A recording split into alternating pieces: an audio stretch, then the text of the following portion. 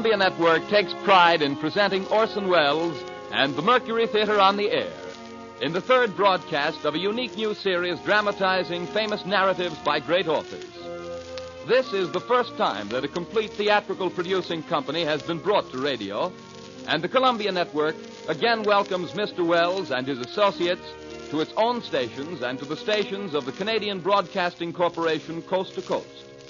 Every week, Orson Welles invites our listeners to suggest their favorite titles. And tonight, at your request, the Mercury Theatre on the Air presents A Tale of Two Cities by Charles Dickens, with Orson Welles as Dr. Manette and Sidney Carton. A Tale of Two Cities.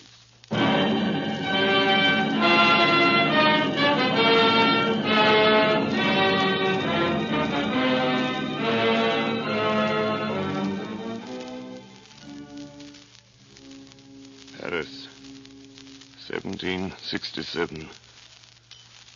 I, Alexander Manette, unfortunate physician, write this melancholy paper in my doleful cell in the Bastille. Hope has quite departed from my breast. I write these words with a rusty iron point, dipped in scrapings of soot and charcoal from the chimney, mixed with blood. One cloudy night, 10 years ago, I was walking along the quay by the river. Dr. Manette. Dr. Manette. That is my name. Dr. Manette, formerly of Beauvais.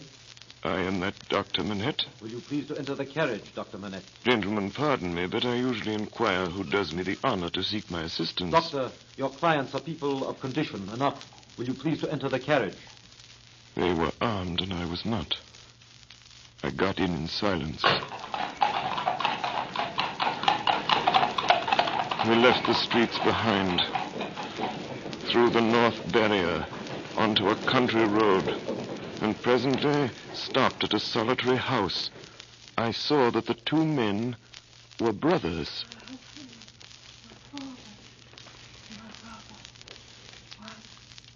In an upper room, I found a patient in a high fever of the brain lying on a bed. She was a woman of great beauty and young, certainly not past 20. Her hair was torn and ragged, and her arms were bound to her side. My husband, my father, my brother. 1, 2, 3. How long has she 4. lasted? It's about this hour last night. She has a husband, a father, and a brother. A brother. You are not her brother? I am not. My brother.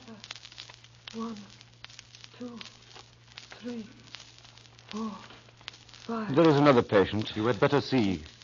Come. 7, 8, 9. In a back room on some hay on the ground lay a handsome boy of not more than 17. His wound was a sword thrust, received from 20 to 24 hours before. He was dying fast. How was this done, monsieur? Crazed young common dog, a peasant, forced my brother to draw on him and has fallen by my brother's sword, almost like a gentleman. The boy's eyes moved slowly towards me. Have you seen her, Doctor? I have seen her. She is my sister, Doctor. She was a good girl, married to a good young man, too. One of his tenants. We are all tenants of his. But the Marquis of Saint-Amand saw her, and what do you think they did? He and his brother. You know, Doctor, that is among the rights of these nobles to harness us common dogs to carts and drive us. They so harnessed my sister's husband and drove him all day, and all night kept him on the grounds in the unwholesome nights, quieting the frogs so that their nobles' sleep might not be disturbed. And then back in the harness in the day. Taken out of harness one day at noon to feed, if he could find food. He sobbed 12 times, once for every stroke of the bell, and died on her bosom. And then, when her husband was dead, that man took her away. I saw her pass on the road. I tracked him here, and last night I climbed in. A common dog, but a sword in my hand. I made him draw and fight with me. Common dog though I am. Where is he? He is not here. Marquis of Saint-Amand. In the days when all these things are to be answered for, I summon you and yours to the last of your bad race to answer for them. I mark this cross of blood upon you as a sign that I do it. He put his hand to the wound in his breast, and with his forefinger drew a cross in the air. He stood for an instant with a finger yet raised, and as it dropped, he dropped with it, and I laid him down, dead. My husband, my father, my brother. I One, returned to two, the bedside of the girl. four. The sound of her voice never ceased. She lingered on for a week. Then, on the 8th day... Last year's dead? She is dead. I congratulate you, my brother. 5 nights later, toward 9 o'clock, a man in a black dress rang at my gate, demanded to see me, and softly followed my servant, Ernest Defarge, upstairs, into the room where I sat with my young wife. An urgent case, Doctor. Won't detain you long. I have a coach waiting. When I was clear of the house, a black muffler was drawn tightly over my mouth from behind, and my arms were pinioned. The 2 brothers crossed the road from a dark corner and identified me. Not a word was spoken. That coach brought me here to the Bastille. It brought me to my grave.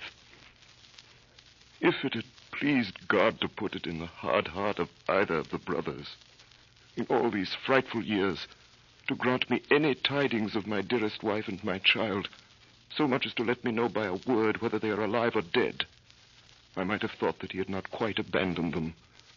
But now I believe that the mark of the Red Cross is fatal to them, and that they have no part in his mercies.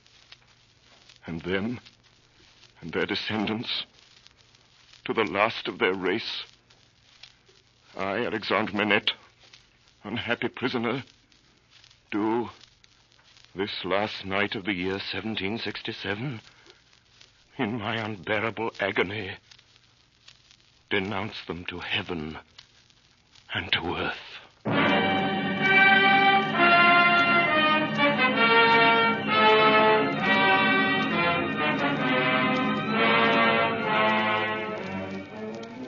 The words are written in scrapings of soot mixed with blood on scraps of crumbling paper. There they lie, hidden away in the solid stone, year after year. Now in the North Tower, cell number 105 is heard all day, a low, hammering sound. The sound of an old man making shoes in the dark.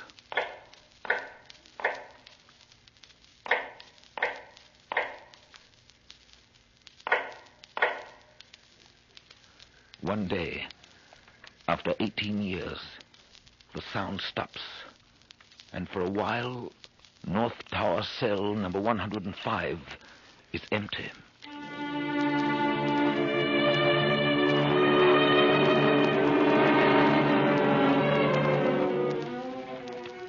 My name is Jarvis Lorry. Most of the characters in this history are people whom I first encountered in the course of business on behalf of Tellson's Bank, London and Paris, of which I have been for many years a partner. This is a history of events that took place in London and across the Channel in France in the terrible years immediately preceding and during the Great French Revolution. 1785, the Dover Road. What o'clock do you make it, Joe? 10 minutes good past 11. My blood, and the Dover coach not atop a shooter's hill yet. Hey, Joe. What do you say, Tom? I see an horse. There's a canter coming up, Joe. I see a horse at a gallop, Tom. Gentlemen, in the king's name, all of you. Hello! You there! Stand the right fire! Is that the Dover mail? Never you mind what it is. What are you? Is that the Dover mail? What do you want to know? I want a passenger if it is. What passenger? Mr. Jarvis Lorry. Gentleman of the name of Lorry. Answer straight. Yes, what is it? Does somebody want me? Mr. Lorry, What's the matter? a dispatch sent after you from over yonder. Kelson and Company. He can come close, guard. There's nothing wrong. I hope there ain't. Hey, you! Come in at a footpace. Let's have the dispatch. Here it is, Mr. Lorry. Thank you. Guard, there's nothing to be afraid of. I belong to Tellson's Bank in London. I'm going to Paris on business. Now read this. If so be as you're quick, sir. Wait For Miss Manette at Dover. You see, guard, it's not long. Messenger. Yes, sir. Take back my answer to London. Here it is. Recalled to life. Recalled to life? Yes, Mr. Laurie. Good night.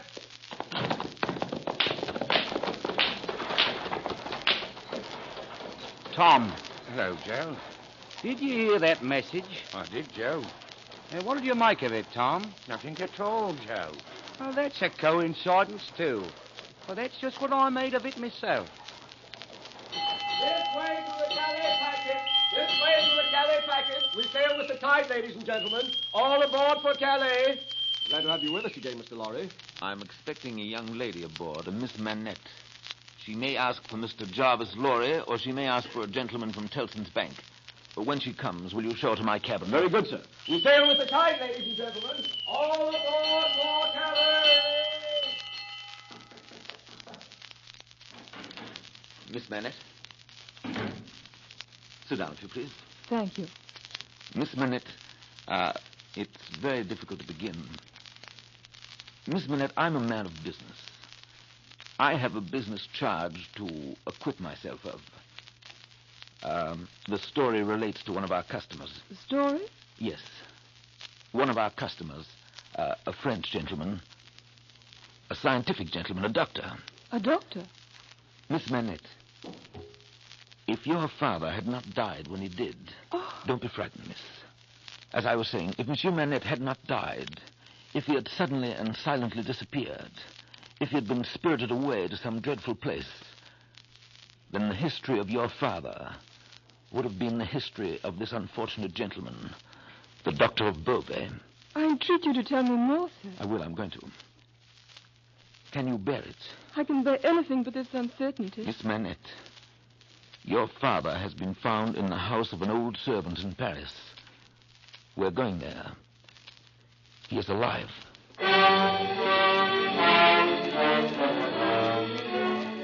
In the quarter of Saint-Antoine, in a narrow, mean street full of offense and stench, peopled by rags and nightcaps and hunger, smelling of rags and nightcaps and hunger, we found the wine shop of Dr. Manette's old servant, Ernest Defarge. His wife sat in the shop behind the counter as we came in. A stout woman wrapped in fur. She was knitting. Ernest Defarge, That's me. may we have a word with you? Willingly, sir. My name is Jarvis Laurie of London. This is Miss Manette. Come with me, then. I'll take you to him. It's very high. It's a little difficult. Better to begin slowly.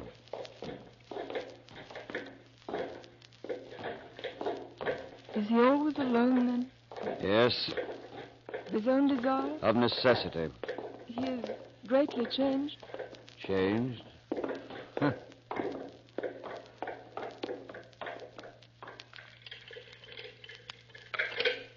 The door's locked. Yes. You think it necessary to keep him locked up? I think it necessary to turn the key. Why? Why? Because he has lived so long locked up that he'd be frightened, rave, tear himself to pieces, die. His door was left open. Is it possible? Is it possible? Yes, it is possible in this fine world we live in. Not only possible, but done. Done, see you, under that sky there every day.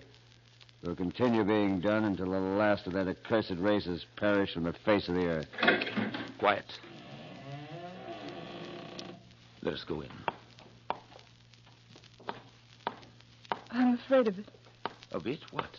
I mean of him, of my father. Listen. What is that sound? Faintly, through the dark, with his back toward the door, we saw a white-haired man sitting on a low bench, stooping forward. Very busy, making shoes. Father. Good day, Manette. Good day. Still hard at work, I see. Yes. Yes, I'm working. I want to let in a little more light here.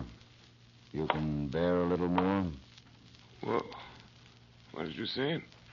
You can bear a little more light? I must bear it. If you let it in. You have a visitor, Manette. What did you say? Here is a visitor. Show him the shoe you're working at. Take it, monsieur. Now tell monsieur the maker's name. I forget what it was you asked me. The maker's name. Did you ask me for my name? Yes, I did. 105 North Tower. Is that all? 105 North Tower. At that moment, his eyes caught the skirt of Lucy's dress. He raised them and saw her face. What is this? You're not the jailer's daughter? No. Who are you? Who are you? She sat down on the bench beside him. Her golden hair, which she wore in long curls, had been hurriedly pushed aside and fell down over her neck. Advancing his hand, little by little, he took it up and looked at it. It is the same. How can it be? When was it? She laid her head upon my shoulder that night when I was summoned out. She had a fear of my going. Or was this? Was it you? Was it you? No, you're too young. It can't be. It can't be. You're too young, too young. Father. Mr. Lorry, Dr. Manette is, for all reasons, best out of Paris. Best out of France. The next morning, we left for London. As we drove off, we left Monsieur and Madame Defarge standing on the doorstep looking after us. There was that same look of secret, dangerous anger in their faces that I had seen before. Madame Defarge was still knitting.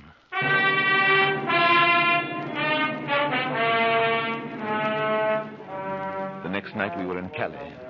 There we boarded the packet and after a rough voyage reached England in safety. I was to be reminded of that voyage. 5 years later, a trial was held at the Old Bailey at which I was summoned to appear in company with Miss Lucy Manette and Dr. Alexander Manette, all three of us, as witnesses for the Crown. Is all shipped exact? What's coming now? A treason case. The quartering one. He'll be drawn on an early will. He'll be half-egged. Then he'll be taken down and sliced before his own face. Then his head will be chopped off and he'll be cut in quarters. That's the sentence. If he's found guilty, you mean? Oh, they'll find him guilty. Don't be afraid of that. The prisoner was brought in. A young gentleman of about 25, well-grown and well-looking. He was very pale. For a moment, his eyes turned to where we sat. Then the indictment was read. Charles Darnay, you're a false traitor to our serene, illustrious, excellent Prince, our Lord the King, by reason of your having on divers occasions, by divers means and ways, assisted Louis the French King in his wars against our serene, illustrious, excellent Prince, King George. That is to say, by coming and going between the dominions of our said serene, illustrious, excellent Prince, and those the said French Louis, and wickedly, falsely, traitorously. Prisoner, do you plead guilty or not guilty? Not guilty. I shall now prove, my lord, to the satisfaction of yourself in this jury, that the prisoner Charles Darnay, though young in years, is old in these treasonable practices which today claim forfeit of his life. That this correspondence with our national enemy is not a correspondence of today, nor of yesterday, nor even of last year or the year before that. That as long as 5 years ago...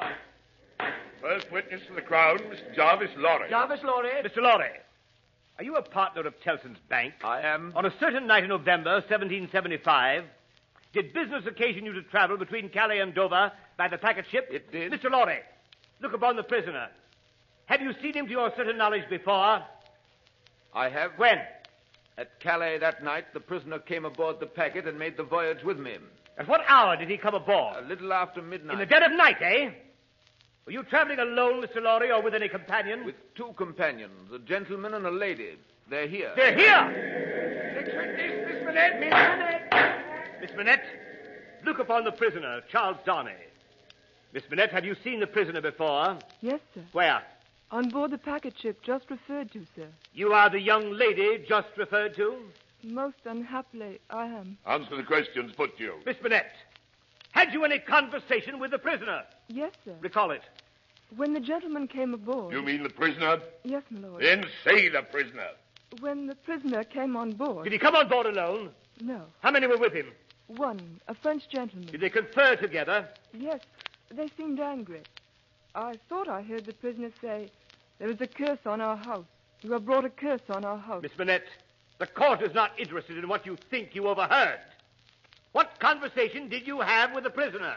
Soon after we started, he noticed that my father was very tired and in a very weak state of health. The prisoner was very kind and useful to my father. I hope I may not repay him by doing him harm today. The prisoner's conversation, Miss Manette. What did the prisoner say to you? He told me that he was traveling on business of a delicate and difficult nature, which might get people into trouble, and that he was therefore traveling under an assumed name. He said that in England, my father... Alexander Manette! Dr. Alexander Manette! Dr. Manette! Dr. Manette, look upon the prisoner. As the old man looked at Darnay, his face for an instant became frozen, as it were. It was a curious look, very intent, deepening into a frown of dislike and distrust, not even unmixed with fear. It passed so quickly that few could have noticed it. Dr. Manette, have you ever seen this prisoner before? Once when he called on us at my lodgings some 3 years ago. Can you identify him as your fellow passenger aboard the packet ship, or recall his conversation with your daughter? Sir, I can do neither. Is there any particular and special reason for your being unable to do either? There is.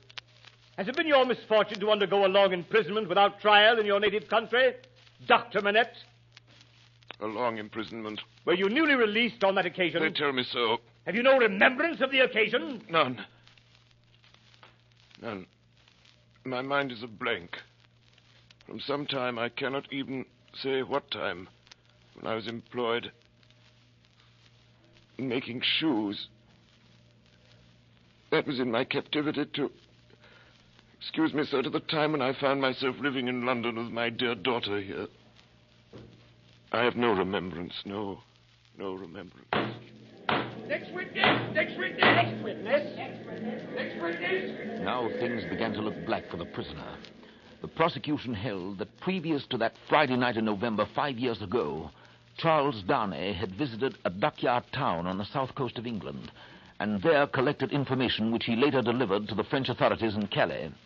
In proof of this, the star witness, who had every appearance of being himself a paid spy, now took the stand and identified Charles Darnay as having been at the precise time required in the coffee room of a hotel in that dockyard town, waiting for another person.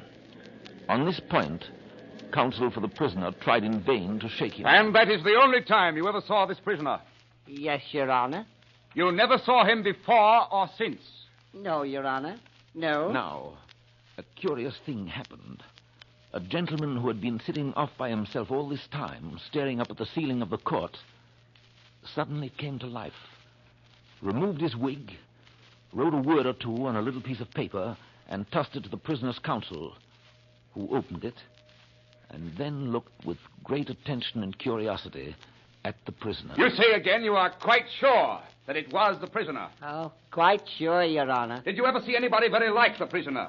Oh, no, Your Honor. Do you think there could be anybody so like the prisoner that you could be mistaken? Oh, no, Your Honor. But if there were, you would then admit that you might have been mistaken. Oh, yes, Your Honor. Very well. Look upon Mr. Sidney Carton, my learned friend there, without his wig, and then look well upon the prisoner. How say you? Are they not very like each other? God, like as two peas in a pod. Two peas. It ain't natural.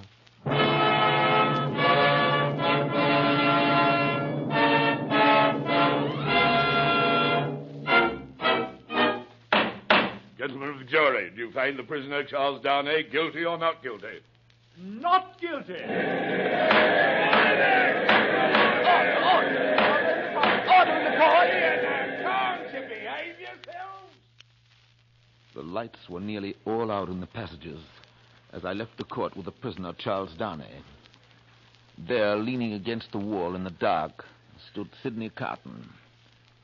There was wine on his breath. So, Mr. Lorry, men of business may speak to Mr. Darnay now. Sir, we men of business are not free. I know. Don't be upset, Mr. Lorry. You're as good as another, I have no doubt. Better, I dare say. Indeed, sir. I really don't know what you have to do with the matter. If you'll excuse me for saying so, I really don't know that it's any of your business, Mr. Carton. Business? Bless you, I have no business. It's a pity you haven't, sir. I think so, too. If you had, perhaps you would attend to it. Lord love you, no. I shouldn't. Mr. Darnay, good night. God bless you, my boy.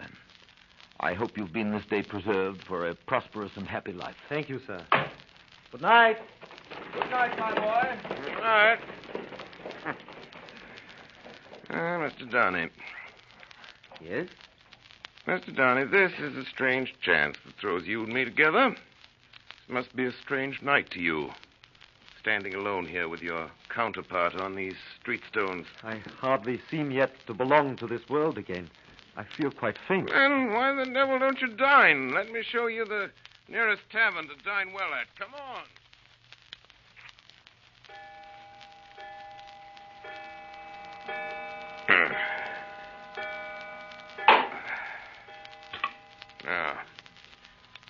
Now, Mr. Darnay, now that you've eaten, do you feel that you belong to this terrestrial scheme again? It must be an immense satisfaction for you. Waiter, another bottle of wine. To me, the greatest desire I have is to forget that I belong to it. There's no good in it for me, except wine like this.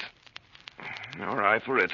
So we're not much alike in that particular, Mr. Darnay. Indeed, I begin to think we're not much alike in any particular. You and I, except that we look alike. Now your dinner's done, why don't you call a health, Mr. Darnay? Why don't you give your toast? Why, what health? What toast? Why, it's on the tip of your tongue. It ought to be, it must be. Swear it's there. Well, Miss Manette, then. Miss Manette, then. Miss Manette, that's a fair young lady to hand to a coach in the dark, Mr. Darnay. Yes. That's a fair young lady to be pitied by and wept for by. Huh? How's it feel? Is it worth being tried for one's life to be the object of such sympathy and compassion, Mr. Darnay? Mr. Carton, you saved my life today. I have not thanked you. I neither want any thanks or merit any. It was nothing to do in the first place, and I don't know why I did it in the second. Mr. Darnay, let me ask you a question. Willingly. Do you think I particularly like you? Really, Mr. Carton, I have not asked myself the question. But ask yourself the question now. You have acted as if you do, but I don't think you do. I don't think I do. Nevertheless, there is nothing in that, I hope, Mr. Carton, to prevent my calling the reckoning and our parting without ill blood on either side. Oh, nothing in life. Oh, you pay the whole reckoning, Mr. Darnay. Then, bring me another pint of this same wine drawer and come and wake me at 10. Last word, Mr. Darnay. You think I'm drunk? I think you have been drinking, Mr. Carton. Think you know I've been drinking? Since I must say so, yes, I know it. Then you shall likewise know why. I am a disappointed drudge, sir. I care for no man on earth, and no man on earth cares for me. That is very much to be regretted, Mr. Carton. You might have used your talents better. Maybe so, Mr. Darnay. Maybe so, maybe not. But don't let your sober face elate you, however. You don't know what it may come to. Good night, Mr. Darnay. Drawer! Drawer! Where's that bottle of wine?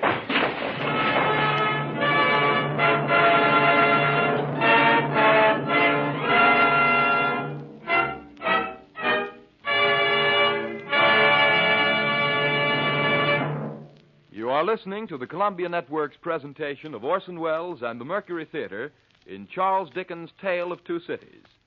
We pause a moment now for station identification. This is the Columbia Broadcasting System. The Columbia Network is presenting A Tale of Two Cities, and the Mercury Theatre resumes the story with Orson Welles as Dr. Manette and Sidney Carton. The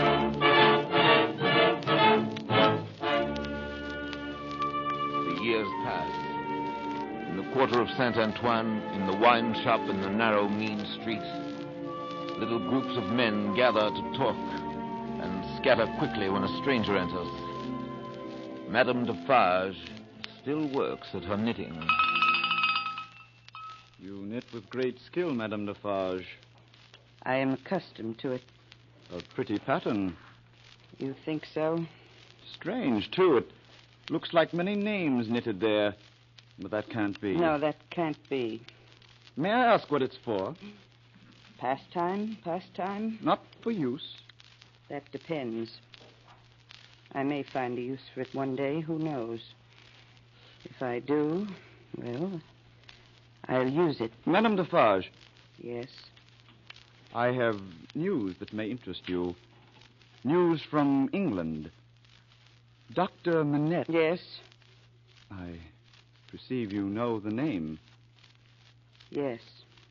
His daughter, Miss Manette, is going to be married in England. There is a curious thing about this marriage. Yes?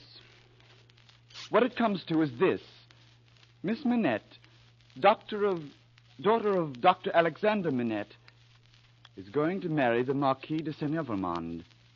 Oh. I perceive you know that name, too. Yes. In England, of course, he does not go under that name. He is called Mr. Charles Darnay. Mr. Charles Darnay. Defarge. Yes. What is it?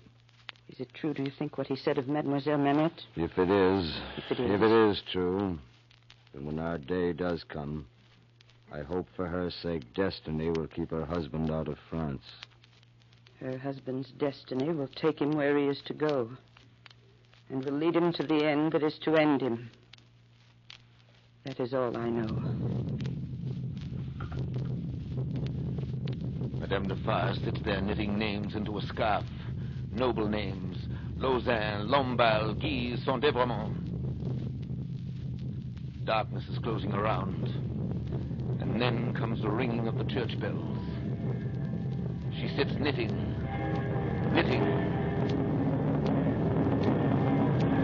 Another darkness is closing in when the church bells shall soon be melted into thunder cannon, when the drums shall be beating to drown a wretched voice.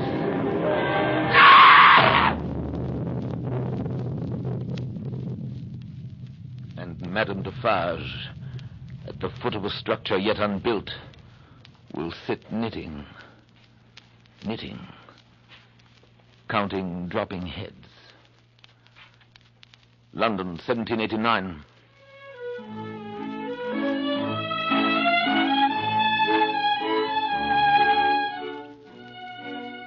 Never did I see two people more united than Dr. Manette and his daughter in the weeks before Lucy's marriage to Charles Darnay. Are you happy, my dear father? My child, I never thought I should live to know such happiness.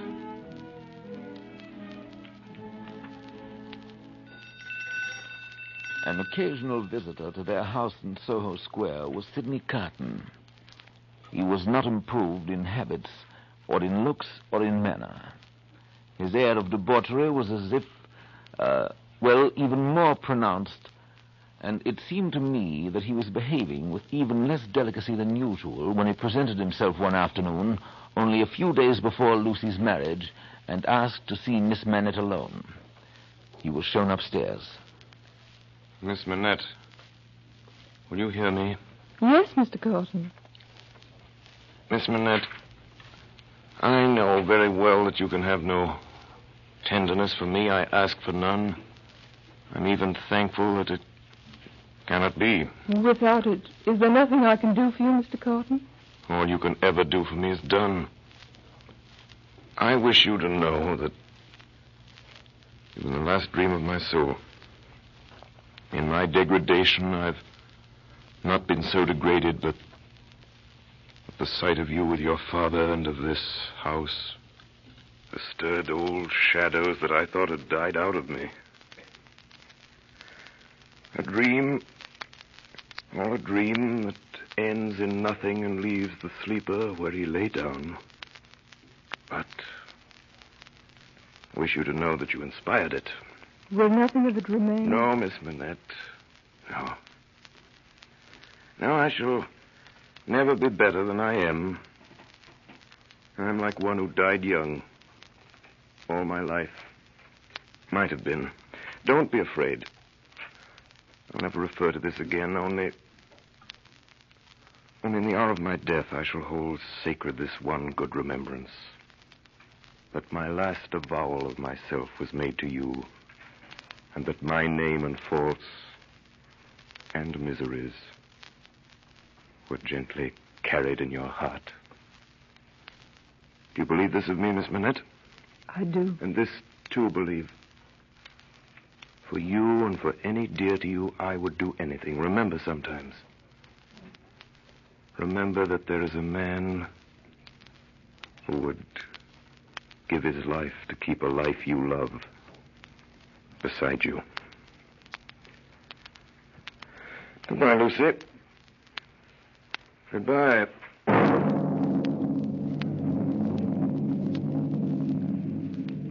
Paris, 1789, July 14. In the quarter of Saint Antoine, something is happening. In the narrow, mean streets, smelling of rags and nightcaps and hunger, all-night crowds have been stirring. Soon after dawn, Madame Defarge puts down her knitting. Defarge, at last it has come. Yes, our day has come. Saint Antoine this morning is a vast, dusky mass of scarecrows heaving to and fro, with gleams of light above the billowy heads, where steel blades and bayonets shine in the sun. Now the mass begins to move. Patriots and friends, we are ready. To the Bastille.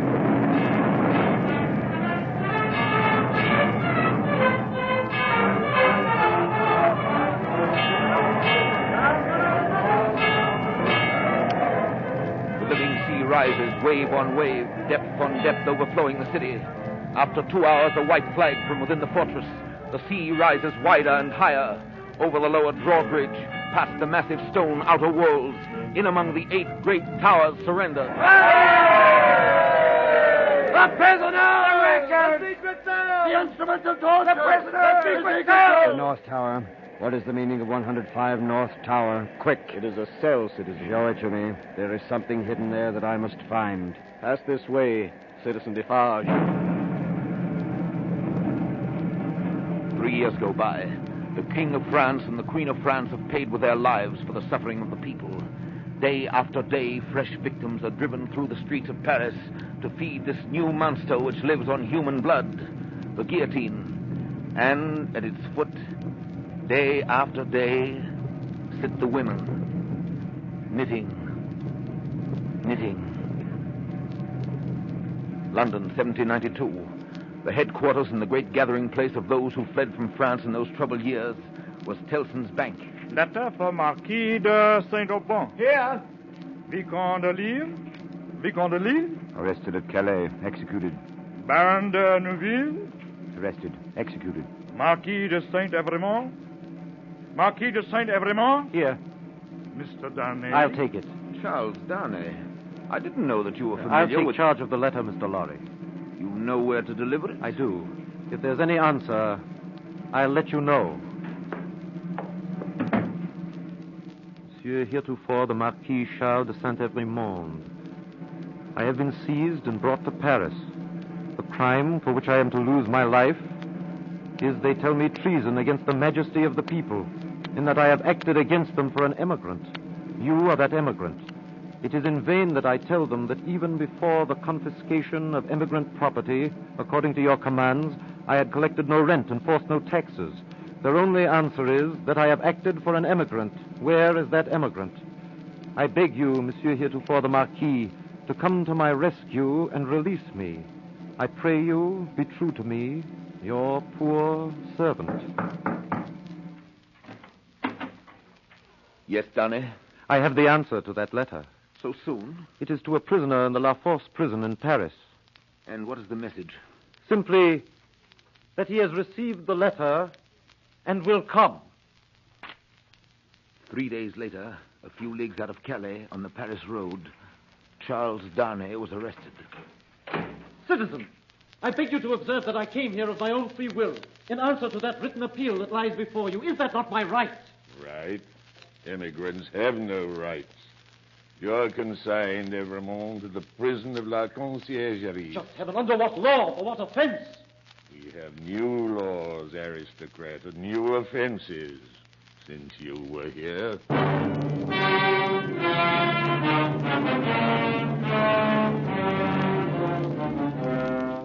News reached London through a secret agent of Tellson's bank that Charles Darnay was in prison in danger of death. 3 days later, we were in Paris. Lucy with her child and Dr. Manette. Come in. Good evening, citizen. Do you know me? I've seen you somewhere. Perhaps at my wine shop. I noticed standing in the door a heavily built woman, silently knitting. Madame Defarge? Yes. That she may be able to recognize the faces and know the persons. It is for their safety. Mr. Lorry. Lucy, this man has a letter for you from Charles. Oh, thank you. Dearest, take courage. I am well, and your father has influence around me. You cannot answer this. Kiss our child for me. Is that his child? Yes, madam. This is the prisoner's little child. It is enough, my husband. I have seen them. We may go. Oh, Madame. Yes, aristocrat. Madame, you will be good to my husband. You will help him to see me to see him if you can. What is it that your husband says in that little letter? Influence, no. He says something about influence. He says... Perhaps it will release him. As a wife and a mother, I implore you to have pity on me. My husband is innocent. The wives and mothers we have been used to see have not been greatly pitied. All our lives we have seen our women suffer. Poverty, hunger, thirst, sickness, misery. We have seen nothing else. We have borne this a long time. Is it likely the trouble of one wife and mother would be much to us now? Goodbye, aristocrat. Charles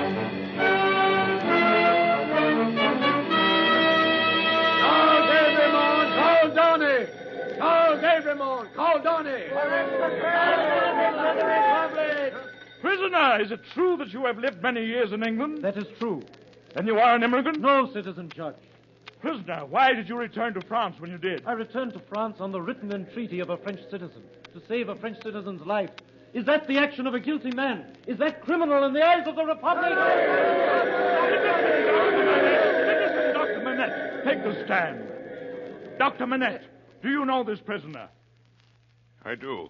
Where did you first make the prisoner's acquaintance? In England, citizen judge, on my release from long imprisonment. This man is my first friend. For years he has lived in my house, always faithful and devoted to my daughter and myself in our exile. In all the years that I know this man, I, Dr. Manette, for 18 years, prisoner in the Bastille. Enough! Live, Dr. Manette! Not kill him! Don't kill him! Citizens! Wait! This prisoner has been denounced for a crime against the Republic. Before this prisoner is released, I demand in the name of the Republic that this denunciation be read aloud. Why waste time? Charles Everyman called Darnay. Suspected and denounced enemy of the Republic. Aristocrat. One of a family of tyrants. One of a race proscribed. Charles Everyman called Darnay. In right of such proscription, doomed to die. Was the accused denounced openly or secretly? Openly, President. By whom? 3 voices. First, Ernest Defarge, wine vendor of Saint Antoine. Good. Second, Therese Defarge, his wife. Good. Third, Alexander Manette, physician. President, I protest this is a forgery and a fraud. The accused is the husband of my daughter, who says that I denounced the husband of my child. Citizen Manette, be still. If the Republic should demand of you the sacrifice of your child, you would have no duty but to sacrifice her. Be silent! On the 14th of July, 1789, at the taking of the Bastille, a paper was found by Citizen Ernest Defarge, concealed between two stones in the chimney of a cell known as 105 North Tower. The writing is the writing of Dr. Manette. I, Alexander Manette... Let it be read! I, Alexander Manette, unfortunate physician, write this melancholy paper in my doleful cell in the Bastille. Hope is quite departed from my heart. I go down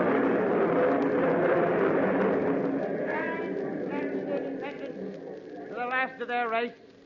I, Alexander Manette, unhappy prisoner, do this last night of the year, 1767, in my unbearable agony, denounce to the times when all those things shall be answered for.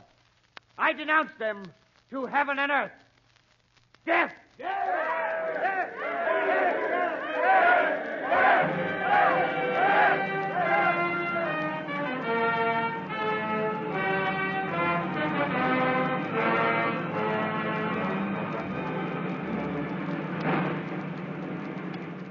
All day, tumbrils go through the streets, feeding the guillotine, and at its foot, splashed with blood, sit the women knitting late into the night, counting dropping heads.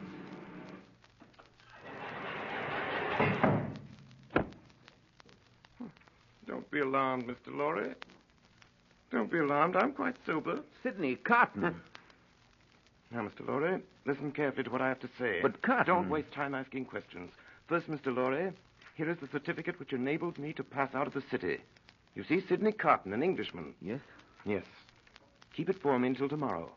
I have arranged to see Charles Darnay in prison in the morning, and I'd better not take it with me. Do you understand? Why not? I prefer not to do so. Now, take this paper.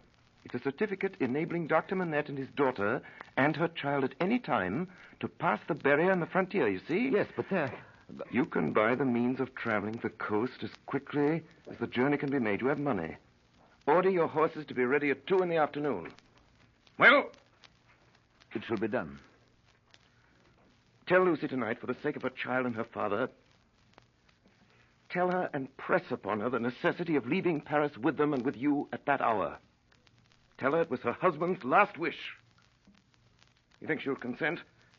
I believe Have so. all these arrangements made in the courtyard, and here, even to the taking of your own seat in the carriage, and then, the moment I come to you, take me in and drive me away. Do you understand that? I understand that whatever happens, I am to wait for you. You have my certificate in your hand with the rest. The instant my place is occupied, you start for England. Promise me solemnly that nothing will make you alter the course on which you now stand pledged to each other. Nothing, Carton. Remember these words tomorrow. Remember them. Change the course or delay for any reason, and no life can possibly be saved. Many lives dear to us must inevitably be sacrificed. I will remember them. I hope to do my part faithfully. Yes, yes. And I hope to do mine. In the black prison of the Conciergerie, the doomed of the day await their fate. They are 52. Even before their cells are quit of them, new occupants have been appointed. Before their blood runs into the blood spilled yesterday, the blood that is to mingle with theirs tomorrow is already set apart.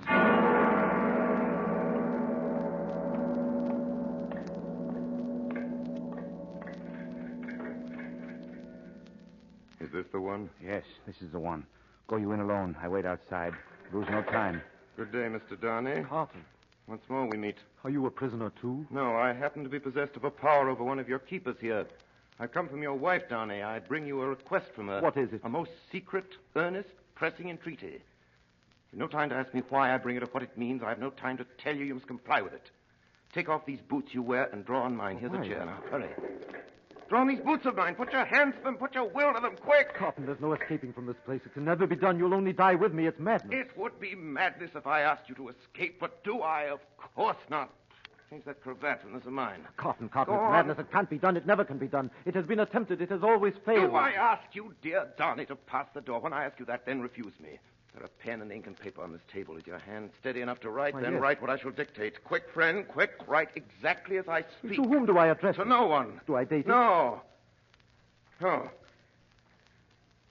If you remember the words that passed between us long ago. You will understand this when you see it. You do remember them, I know. It is not in your nature to forget them. Have you written forget them? I have. Is that a weapon in your hand? No, I'm not armed. What is in your hand? You shall know directly. Right on there, but a few words more. I am thankful the time has come when I can prove them. That I do so is no subject for regret or grief. What is that, vapor? Vapor? Something in the air? I'm conscious of nothing. Take up the pen and finish. Hurry, hurry. If it had been otherwise, I should have had so much the more to answer for. If it had been otherwise. If it had been otherwise. Donnie. Donnie. Good. Hey there. Quick. Come in. Have him change his coat.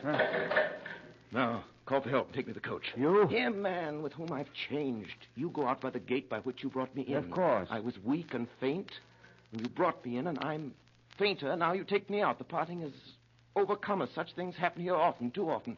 Quick, call for help. You swear not to betray me. Man, don't waste time. Take him yourself to the courtyard. You know him.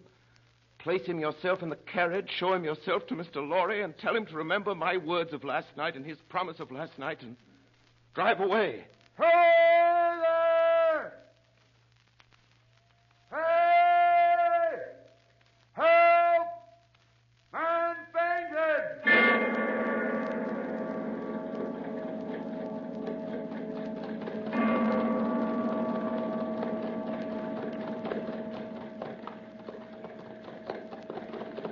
Halt!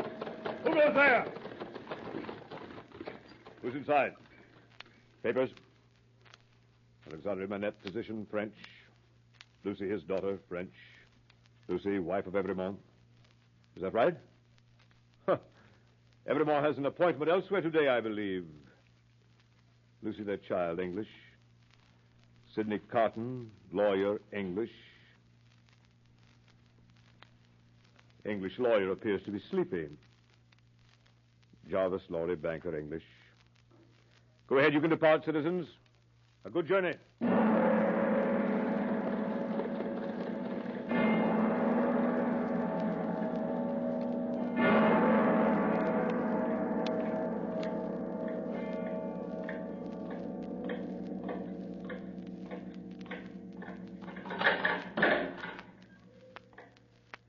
Follow me, Evremont. I'm ready. Down, Evremont! Down, Evremont! Which is Evremont? There at the back there, next to the girl. Let's him. Down, Evremont! Let's him. To the guillotine!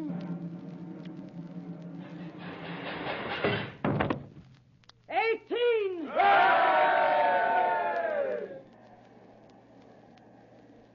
Citizen Evremont, do you remember me?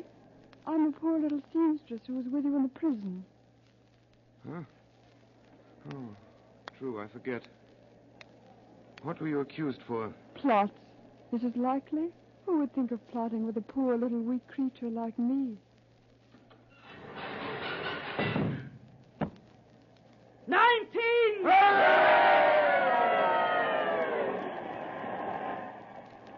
I'm not afraid to die, but I've done nothing. Citizen Evremont, will you let me hold your hand? I'm not afraid, but I'm little and weak. It will give me more courage.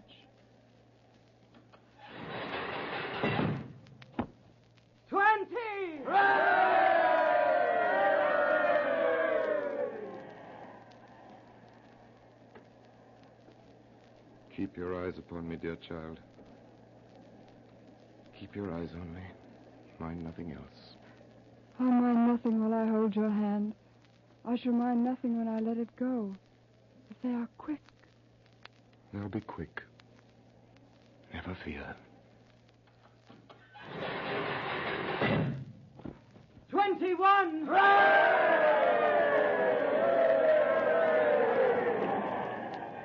Is the moment come? Yes, May I kiss you now? I'm so afraid. my child. There's nothing to fear. I see these men around me, long ranks of the new oppressors who've risen on the destruction of the old, perishing by this same instrument of retribution before it shall cease out of its present use. I see the lives for which I laid down my life. Peaceful, useful, prosperous, and happy in that England which I shall see no more. You know, I see her father restored and faithful to all men in his healing office and at peace. I see her at this moment with a child upon her bosom who bears my name.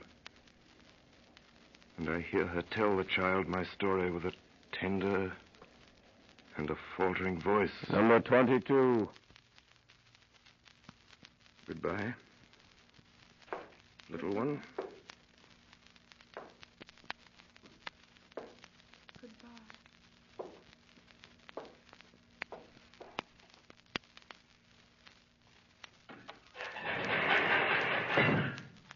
22!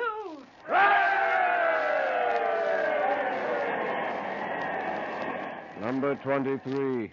Right, citizen.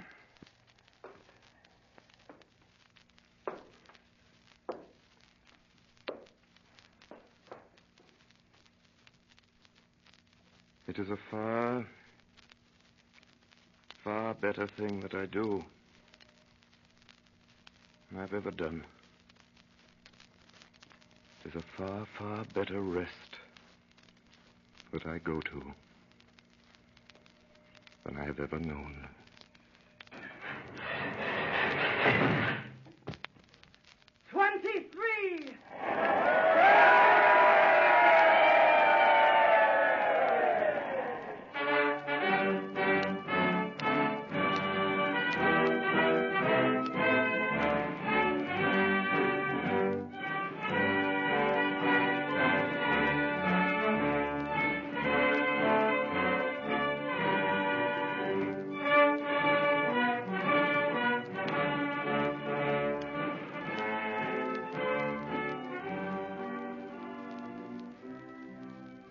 Tonight, the Columbia Network has brought you Orson Welles and the Mercury Theatre on the Air in A Tale of Two Cities by Charles Dickens.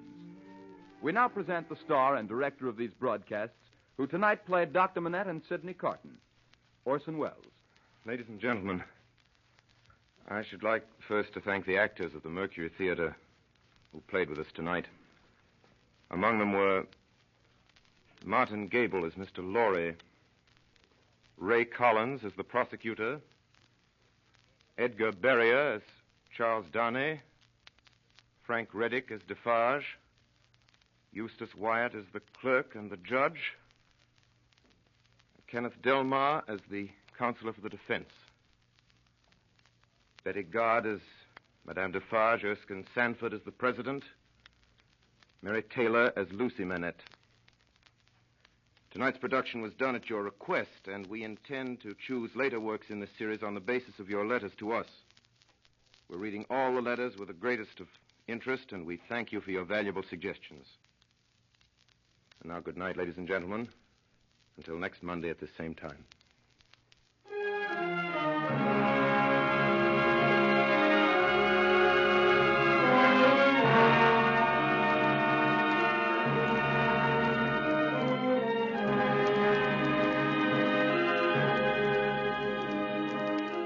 Tonight's production by the Mercury Theatre on the Air was heard on both the CBS network and through the stations of the Canadian Broadcasting Corporation.